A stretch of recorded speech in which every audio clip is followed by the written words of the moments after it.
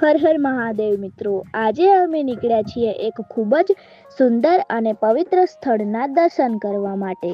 અમારો આજનો પ્રવાસ છે મહીસાગર જિલ્લાના વીરપુર તાલુકાના ધામોદ ગામે આવેલા કેદારનાથ મહાદેવના મંદિરનો. તો ચાલો મિત્રો, અમારી સાથે તમે પણ આ સુંદર સફરની મજા માણો. અત્યારે અમે બાઇક લઈને ધામોદ તરફ જઈ રહ્યા છીએ અને રસ્તામાં જે કુદરતી નજારો જોવા મળી રહ્યો છે એ ખરેખર ખૂબ જ સુંદર છે.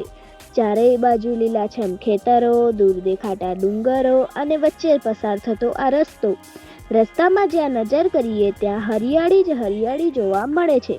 ગામડાના રસ્તાની આ જ તો ખાસિયત છે. શહેરના ટ્રાફિક અને ઘોંઘાટથી દૂર કુદરતની વચ્ચે શાંતિથી મુસાફરી કરવાની મજા જ કંઈક અલગ હોય છે. મિત્રો, જેમ જેમ આપણે મંદિર તરફ આગળ વધી રહ્યા છીએ તેમ તેમ રસ્તો પણ થોડો અલગ અને રસપ્રદ બનતો જાય છે.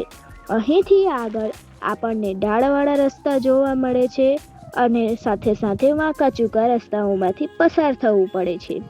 એક બાજુ ડુંગરો અને બીજી બાજુ લીલાછમ ખેતરો.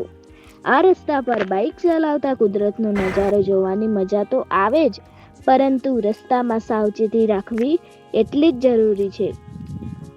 અને જુઓ મિત્રો, હવે આપણે મંદિરની નજીક પહોંચી રહ્યા છીએ. અહીં પહોંચ્યા પછી આસપાસનું વાતાવરણ પણ એકદમ શાંત અને આધ્યાત્મિક લાગે છે. હવે વાત કરીએ ધામોદના આ પવિત્ર કેદારનાથ મહાદેવ મંદિરની.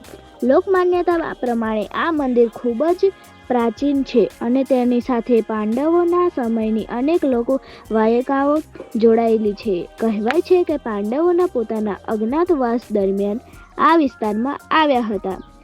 પાંડવોમાંથી ભીમ અહીં સેઢી નદીના સ્નાન કરવા આવ્યા હોવાની લોકવાયકા છે. કહેવાય છે કે ભીમના કારણે નદીના પાણીના પ્રવાહ સાથે જોડાયેલી એક રસપ્રદ ઘટના બની હતી. આ મંદિર સાથે લાલિયા લવાર નામના એક શિવ ભક્તની કથા પણ ખૂબ જ પ્રસિદ્ધ છે. લોકવાયકા પ્રમાણે લાલિયા લવાર ભગવાન શિવના પરમ ભક્ત હતા. તેમની ભક્તિથી પ્રસન્ન થઈ ભગવાન શિવે તેમને પાષાણ મણી આપી હતી એવી માન્યતા છે અને સાથે નવગ્રહનું મંદિર પણ છે. મિત્રો, અહીં આવીને સૌથી ખાસ અનુભવ થાય છે એ છે અહીંનું વાતાવરણ. એક તરફ ડુંગરો, બીજી તરફ કુદરતી હરિયાળી અને વચ્ચે મહાદેવનું પવિત્ર સ્થાન. થોડા સમય માટે અહીં બેસીએ તો મનને એક જ અલગ શાંતિ. હવે અમે કેદારનાથ મહાદેવના દર્શન કરવા જઈ રહ્યા છીએ.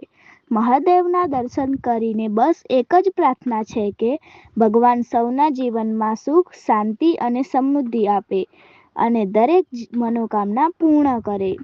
જો મિત્રો, તમને પણ આ કુદરતી વચ્ચે આવેલા આવા પૌરાણિક અને ધાર્મિક સ્થળોની મુલાકાત લેવી ગમતી હોય તો દામોદનું આ કેદારનાથ મહાદેવ મંદિર એકવાર જરૂરથી આવજો. અને હા મિત્રો, અમારી આ તમને ગમી હોય તો વિડીયોને લાઈક કરજો, તમારા મિત્રો અને પરિવાર સાથે શેર કરજો અને અમારી ચેનલને સબસ્ક્રાઈબ કરવાનું ભૂલતા નહીં. તમારો પ્રેમ અને સપોર્ટ અમને આવા જ નવા સ્થળોના વિડીયો બનાવવાની હિંમત આપે છે. તો મિત્રો, આજના આ સુંદર પ્રવાસને અહીં વિરામ આપીએ. ફરી મળીશું એક નવા વિડીયો અને એક નવી સફર સાથે. ત્યાં સુધી બોલો કેદારનાથ મહાદેવની જય. હર હર મહાદેવ.